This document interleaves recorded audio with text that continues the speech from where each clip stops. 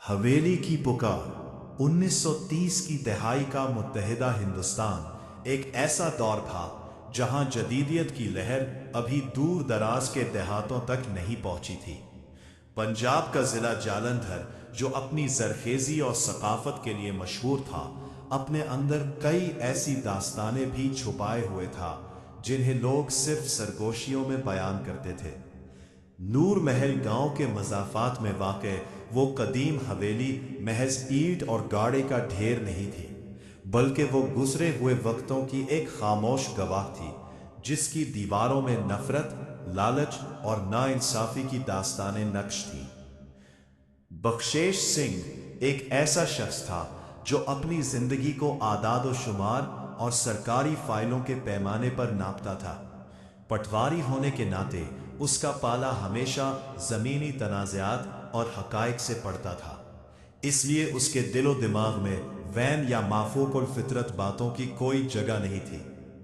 जब उसे नूर महल की उस हवेली में रिहाइश का मौका मिला तो उसने उसे अपनी किस्मत की यावरी समझा, ये जाने बगैर कि वो अपने खानदान को एक ऐसे शिकंजे में ले जा रहा है जिससे वापसी का कोई रास्ता नहीं। हवेली मुगलिया तर्ज तामीर का एक शाहकार थी, मगर वक्त की गर्द और देखभाल की कमी ने उसे एक पुरस्रार हैबत दे दी थी।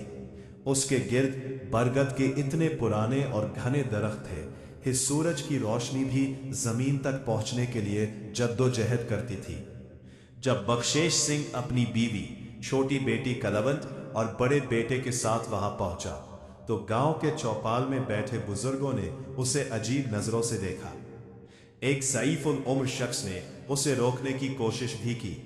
पटवारी जी, ये हवेली अपने अंदर रहने वालों को बदल देती है, वहां की बुनियादें खून मांगती हैं। मगर बख्शेश एक अहकहा लगाकर आगे बढ़ गया। जी, हवेली के अंदर कदम रखते ही एक अजीब सी बू का एहसास होता था। पुरानी लकड़ी, कैचड़ और किसी बहुत पुरानी चीज के सड़ने की बू।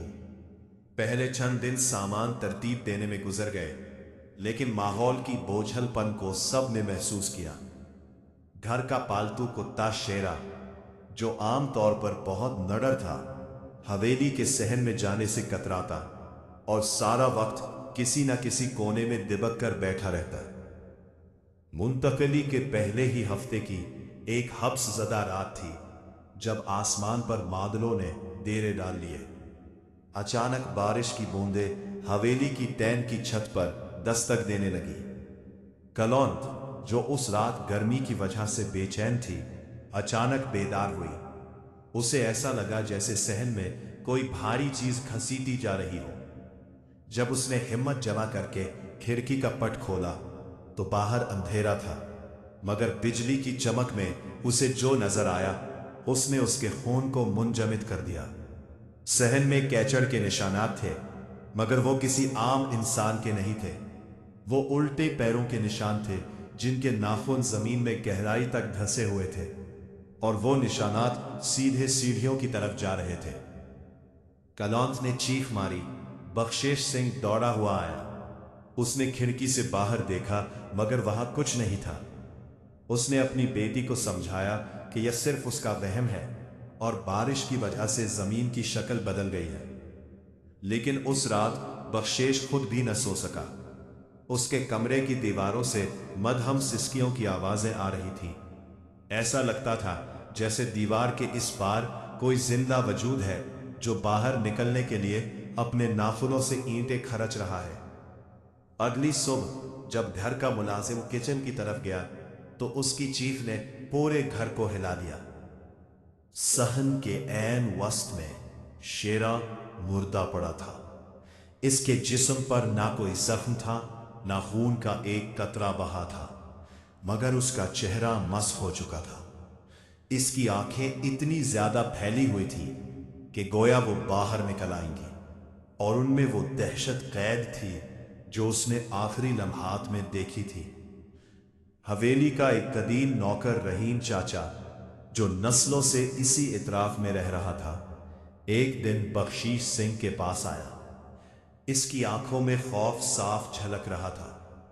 उसने बख्शीश को बताया कि ये हवेली क्यों मनहूस समझी जाती है। पटवारी साहब 1947 की तकसीम से बहुत पहले, जब यहाँ एक जमींदार की हुकूमत थी, उसके 2 बेटे थे। बड़ा बेटा रहमदिल था, मगर छोटे के दिल में दौलत की हौस थी। एक रात छोटे भाई ने जायदाद के लालच में अपने सगे भाई को नशा देकर बेहोश किया और इसी हवेली के एक खुफिया तहखाने की दीवार में जिंदा चनवा दिया। वो भाई हफ्तों तक दीवार के अंदर से चीखता रहा, फरियाद करता रहा, मगर किसी ने उसकी आवाज ना सुनी। वो खूनी रिश्ता जिसे उस दीवार में कैद किया गया था, अब हर उस इंसान का दुश्मन है जो उस हवेली में सुकून तलाश करता है। वो अपना हिस्सा मांगता है, खून का हिस्सा। बख्शीश सिंह ने रहीम चाचा की बातों को बकवास करार दिया और उसे नौकरी से निकाल दिया, मगर उसके दिल के किसी कोने में खौफ ने जड़ पकड़ ली थी। इसी रात जब रात के 2 बजे घर का भारी लकड़ी का दरवाजा, जिसे बख्शीश ने खुद कुंडी लगाई थी, खुद बखुद आहिस्ता आहिस्ता खुलने लगा। लालटेन की लरसती हुई रोशनी में उसने देखा कि छत के शहतीर से एक लंबा सियाह साया नीचे लटक रहा था। उसके बाल इतने लंबे थे कि फर्श को छू रहे थे। वो साया आहिस्ता आहिस्ता जमीन पर उतरा और बख्शीश के बेड की तरफ बढ़ने लगा। उस वजूद का कोई चेहरा नहीं था, सिर्फ 2 गहरे काले सुराख थे जहां आंखें होनी चाहिए थी। जैसे ही उसने अपना हाथ बख्शीश के सीने पर रखा, बख्शीश को लगा जैसे उसके जिस्म की पूरी हरारत बर्फ बन गई है। उसका सांस रुकने लगा। वो चीखना चाहता था, मगर आवाज गले में ही घट कर रह गई। जब सुबह हुई तो बख्शीश के सीने पर 5 उंगलियों के स्याह निशान थे जो गोश्त के अंदर तक झुलसे हुए महसूस होते थे। अब यह महज वहम नहीं था, बल्कि एक सच्ची हौलनाकी थी जो इस खानदान को घेर चुकी थी। अब हवेली का माहौल मुकम्मल तौर पर बदल चुका था। दिन की रोशनी में भी घर के अंदर एक अजीब सी ठंडक रहती थी जो हड्डियों तक जाती थी। किचन में रखे हुए बर्तन और चाकू खुद ब खुद अपनी जगह बदल लेते। कभी कभी कलुनत को महसूस होता कि कोई उसे पुकार रहा है। आवाज उसके ताया की तरह थी, मगर इतनी भारी और गिरफ्त कि सुनकर जिस्म में झरझरी आ जाती। बख्शीश ने आखिरकार हार मान ली और एक मकामी आमिल पीर बख्श को बुलाया। पीर बख्श पूरे इलाके में जिन्नात और साए भगाने के लिए मशहूर थे, लेकिन जैसे ही आमिल ने हवेली के सदर दरवाजे पर कदम रखा, उसका रंग जर्द पड़ गया। उसने अभी कोई वजीफा शुरू ही नहीं किया था कि अचानक उसके नाक और कानों से खून बहना शुरू हो गया। वो हाँफता हुआ पीछे हटा और अपनी झोली समेटते हुए भागा। यहां किसी जिन या भूत का साया नहीं है बख्शीश सिंह, यहां एक नाइंसाफी जिंदा हो चुकी है। वो मकतूल भाई अब इंसान नहीं रहा, वो एक ऐसा इंतकाम बन चुका है जो तब तक नहीं रोकेगा जब तक वो इस नस्ल को खत्म नहीं कर देता। उसका इंसाफ अधूरा है और वो खून मांगता है।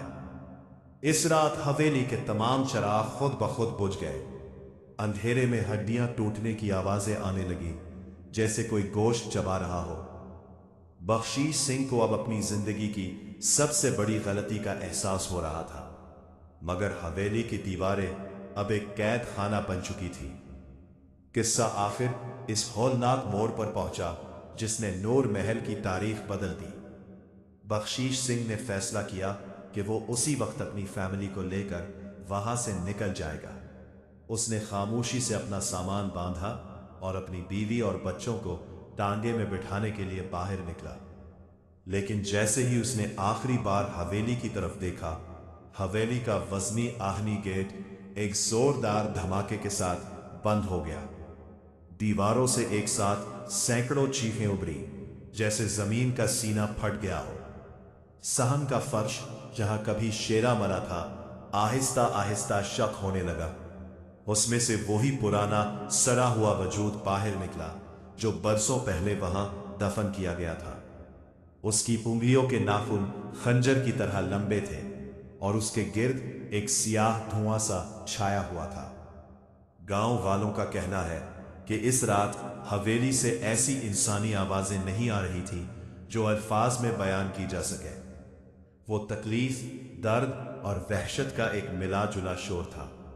किसी की हिम्मत नहीं हुई कि वो हवेली के करीब जाए। जब अगली सुबह सूरज निकला और गांव के कुछ लोग हिम्मत जमा करके अंदर दाखिल हुए तो वहां का मंजर देखकर उनकी रूहें कांप गईं। बख्शीश सिंह, उसकी बीवी और बच्चे सब गायब थे। वहां सिर्फ उनके कपड़े सहन में पड़े थे, बिल्कुल इस तरह जैसे किसी ने उनके अंदर से जिस्मों को निकाल लिया हो। तांगा बाहर खड़ा था। घोड़ा खौफ से मर चुका था, मगर इंसानों का कोई नामो निशान नहीं था। पुलिस ने महीनों तहकीकात की, जमीन खुदवाई, दीवारें गिराई, मगर कुछ बरामद ना हुआ। फाइल पर नाकाबिले वजाहत लिखकर केस बंद कर दिया गया। आज भी वो हवेली नूर महल के करीब एक खंडर की सूरत में खड़ी है। लोग कहते हैं कि जब 14वीं की रात होती है तो हवेली की दीवारों से एक अजीब सी आवाज आती है जिसे मकामी जबान में पोका कहते हैं। ये उस मजलूम भाई की पुकार है जो आज भी अपने हिस्से का इंसाफ ढूंढ रहा है। अखलाकी सबक। ये सच्ची कहानी हमें एक बहुत बड़ा सबक देती है। दुनिया में इंसान सब कुछ छुपा सकता है, मगर दूसरों का हक मारना और खूनी रिश्तों में गद्दारी करना एक ऐसा गुनाह है जिसकी सजा नस्लों को भुगतनी पड़ती है। नाइंसाफी कभी दफन नहीं होती, वो हमेशा जिंदा रहती है और एक दिन अपनी कीमत वसूल करती है। दूसरों का हक मारना अपनी ही तबाही को दावत देना है।